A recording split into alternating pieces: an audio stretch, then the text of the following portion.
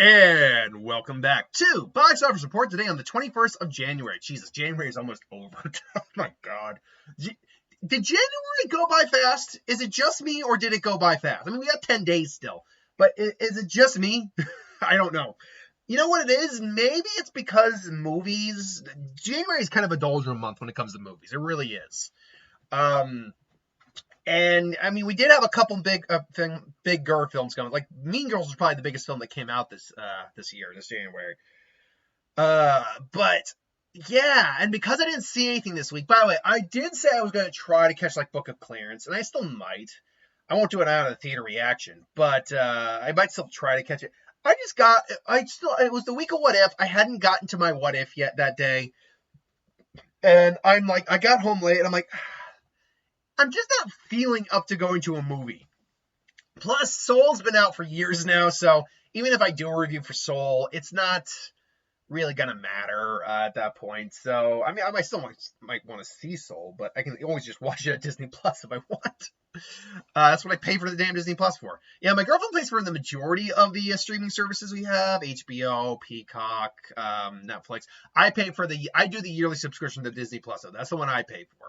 Because I want to be fair. I want to balance out because, like, honey, you're paying for all this. Let me pay for this. And I do it in bulk. So it's like, we got it for the year, baby. Anyway, though, I was right in that ISS was not going to be the number one this week. It is just it's a weekend repeat. That's all it is. It's a weekend repeat. Me Girls at number one again with $11.7 million. The Beekeeper, $8.4 million at number two. Wonka, number $6.4 million, number three. Anyone But You, and again, number four with $5.4. And Migration with $3.5 million. Mean Girls, that's the one I think to really talk about at the moment. Made 11-ish million this week. What was it again? Weekend box office, domestic, hold on. 11.7 million this week. It dropped almost 60%. So I was right, it was going to be number one. I am actually surprised, though, that it dropped that much. It was getting good reception. It has a solid review. Let's get Rotten Tomatoes up here real quick.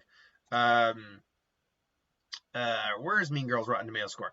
It has a solid Rotten Tomatoes score of 70%. Just 70 is good. Look, I think we got into the habit, especially when like we see like a Marvel film or anything like big tentpole film like that, get that review, we're like, oh God, it fails. Like A, the majority of people liked it, and B, like I think we've just become oversaturated with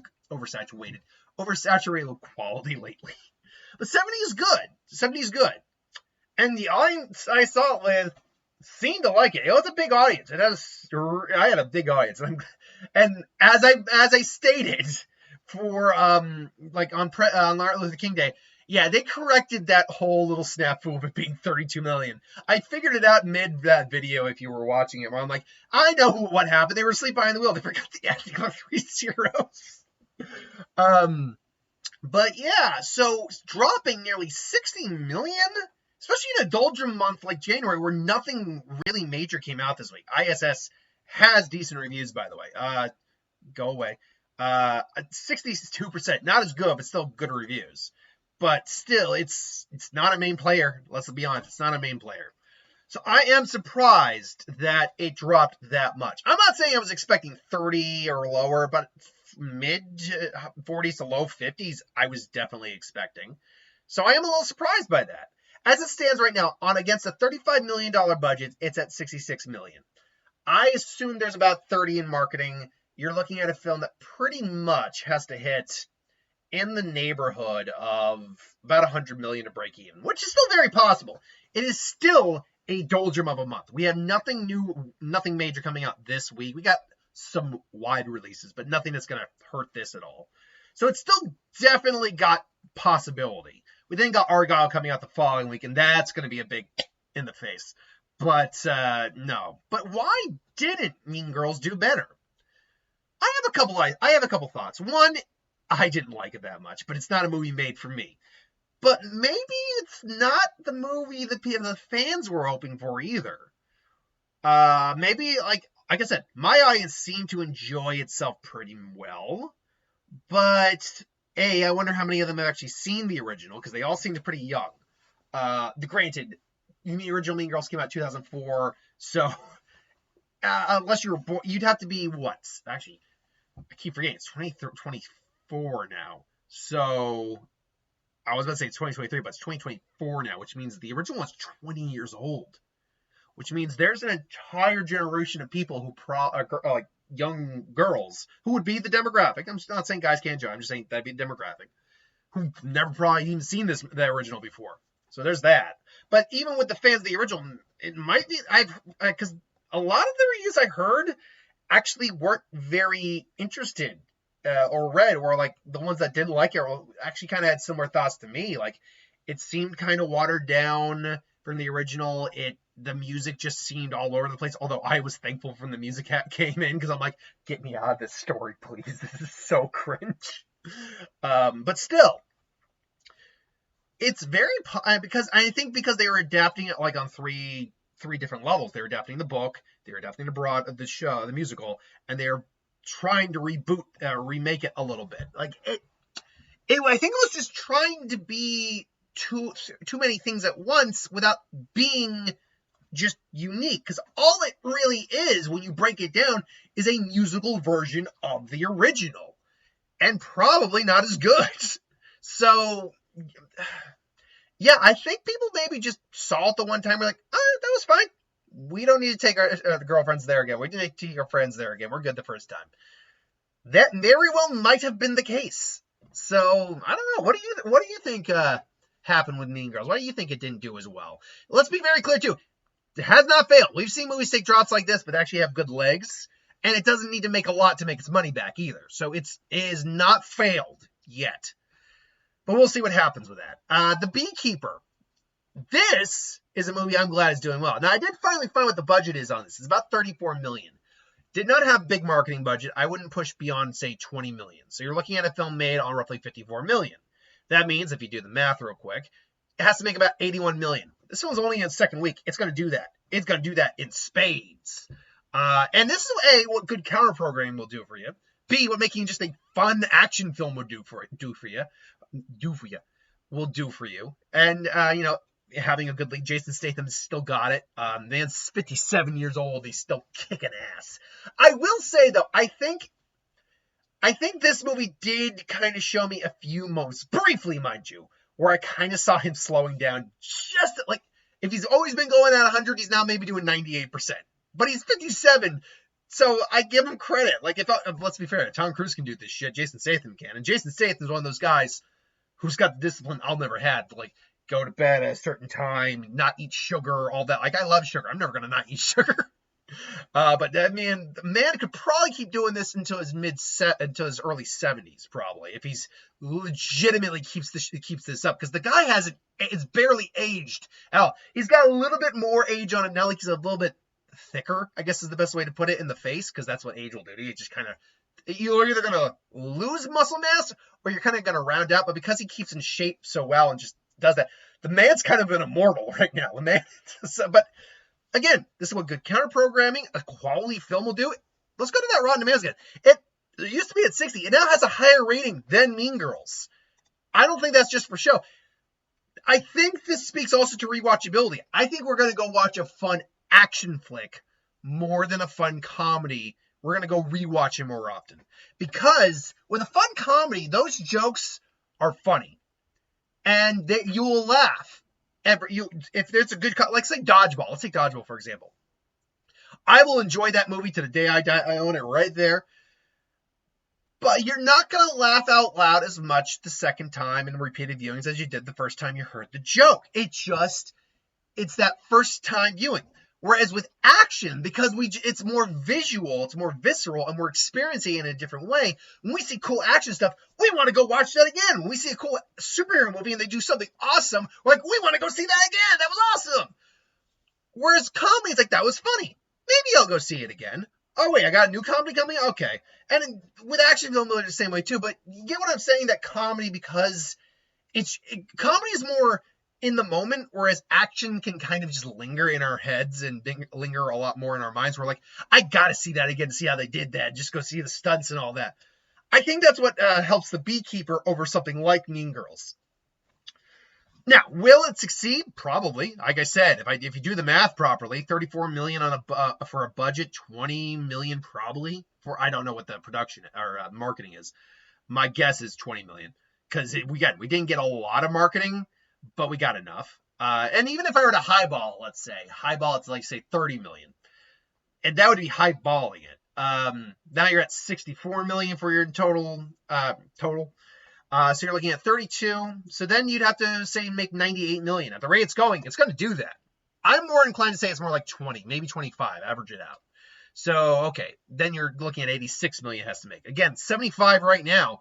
It's got no competition this week and until Argyle. Once Argyle comes out, it's good. You're going to see the punch in the face moment where it has to kind of stop some momentum. But it's still going to make some money. But yeah, good for it though. I enjoyed it. My favorite movie of the year so far because I haven't seen a lot of good ones. I've only seen like 3 films this year, and yeah, Beekeeper's by and far the best one. For me, Wonka, another 6.4 million. Currently stands at $531 million. 0.7. You could maybe even round it up to 32 right now if you wanted to. So this answers my question immediately. It's not making 600 million. It might still be able to make 550, although that's starting to become in question just a little bit. It does have the advantage of another week, basically nothing weekend coming. I still think it can hit 550. It's only 19, less than 19. It's around 18 million away. So it's still very well within the realm of possibility it can do that. It's just a matter of if there's any more foreign numbers coming in. That's it. But again, it doesn't really have to do it. It's made its money now. It is a bona fide success, both critically, audience loved it, and financially, it's a success. So great on it, fantastic. Really helped even out the blows they took from the DC films here. If the DC films had just broke even for Warner Brothers would have been the number 1 studio box office wise this year. Hands down, I did the math. Hands down, it would have been number 1. No doubt about it, because the amount of money they lost on The Flash alone, oh God, that hurt them bad. And I should say last year. So yeah. Speaking of films that are actually making money and actually made its money, Anyone But You, this little comedy that just came out of nowhere, made only on about, I want to say it's like $25 million, something like that, is actually now very much made its money back. It only had to do like, say, 75 to 80 million. It's now very much in the profit range, which is good for Sony because they were also ones who didn't have necessarily the best year. Nowhere near as bad as some of the other stuff that came out, theaters that came out, studios that had films come out. Disney, anyone, but and Lionsgate, but they actually were able to recoup their losses and actually make a little bit of money this year, which is good for them. I'm always keeping an eye on Sony due to the bankruptcy issues they had last year, or not last year, but a couple years back, and now Paramount apparently is on that list as well. So we will see what happens, but good for Anyone But You. $100 million against around a $25 million budget, and again, a film that probably only had about 20 in marketing. So yeah, that's a film that definitely made its money back. Migration is also a film that at this point now has made its money back. Definitely has made its money back. I was actually very pleasantly surprised at how charming the film was. I'm like, oh, yeah, this is fine. I like it. I wouldn't go out of my way to watch it again. That's fine. If I had kids and they said, I want to go see the Deck movie. And it's like, well, Daddy saw it. And you know what? I liked it. I'll go sit with my kids. It's like, there you go. But at 191, perfectly reasonable number. They made enough money to say, hey, we made our money back. You know who didn't? Aquaman.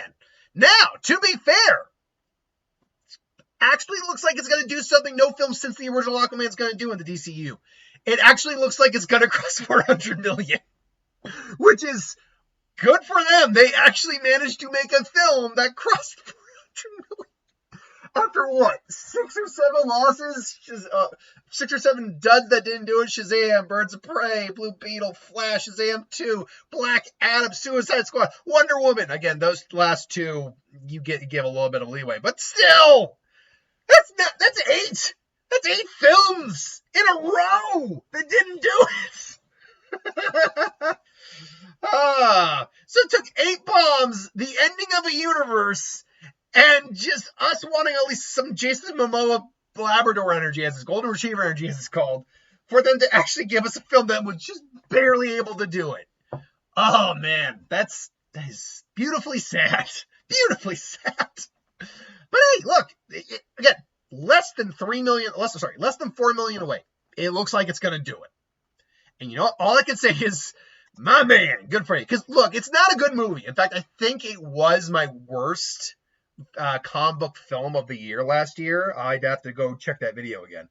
But yeah, it was the worst one, but that doesn't mean I think it was God. There was some redeemable qualities to it. Jason Momoa, Patrick Wilson were fun. The action sequences were pretty good for the most part.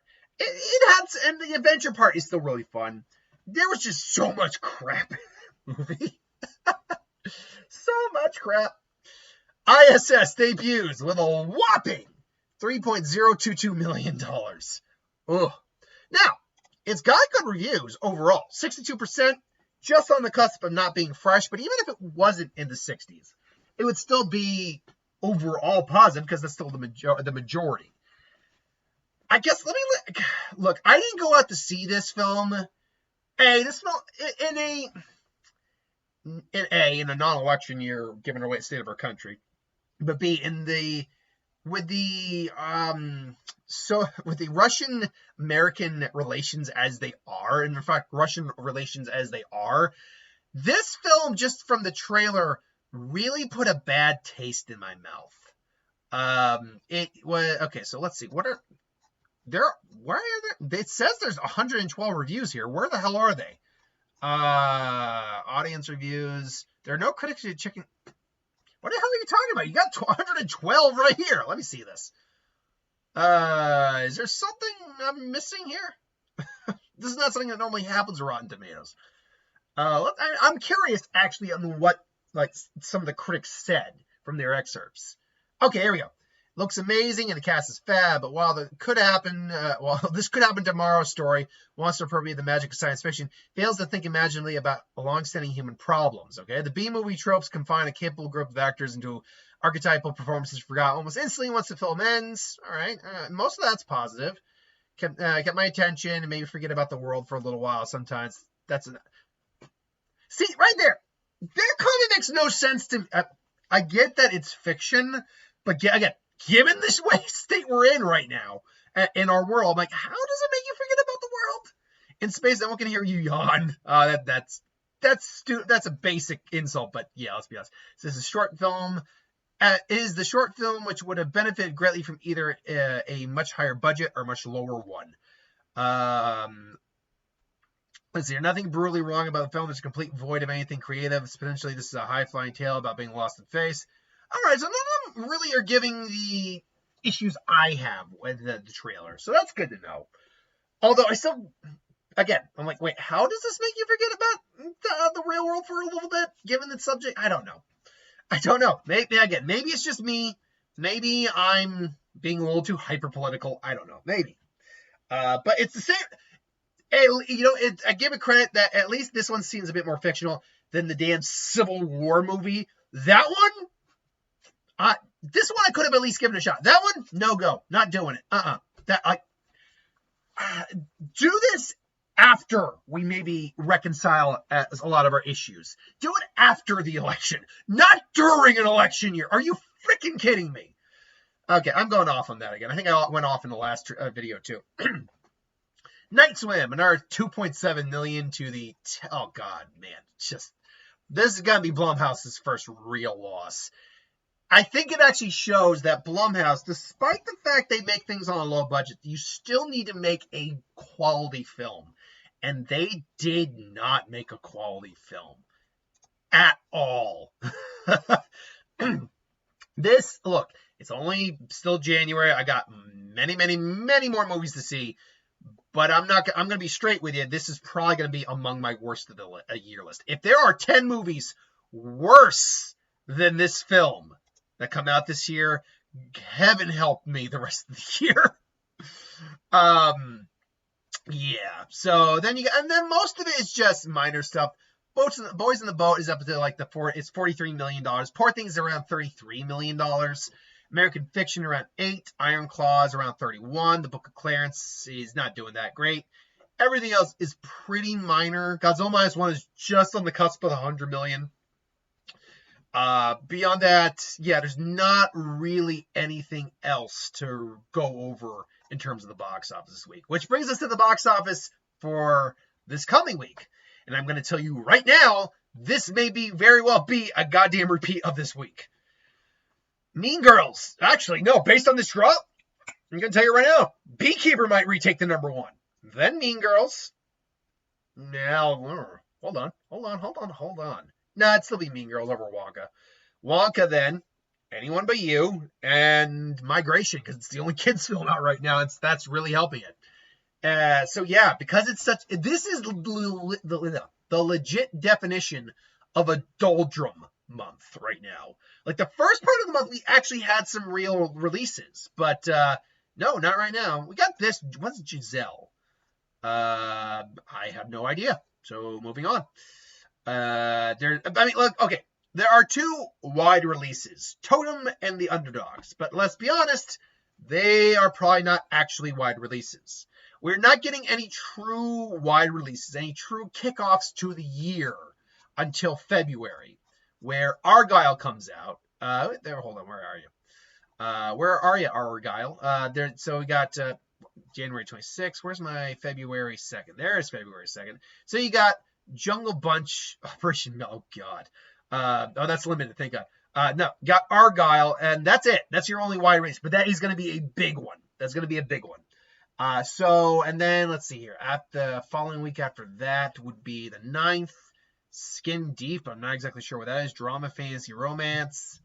You have Turning Red coming to theater, Popular Theory, Float, Lisa Frankenstein. I don't know. Argyle's probably going to hold that coming week. And then you got February 14th, which is not the actual day for movie releases that week. It's supposed to be Friday, but it's the day of movie releases. Valentine's Day. What About Love? The Bob Marley One Love biopic, and Madam Web.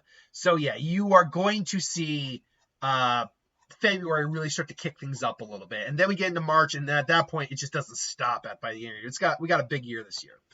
So anyway, I digress. Thanks for watching. Hope you enjoyed. Like, comment, share, subscribe. What did you think of the box office? What do you think next week's box office is going to be and why? I'll see you folks for the next one.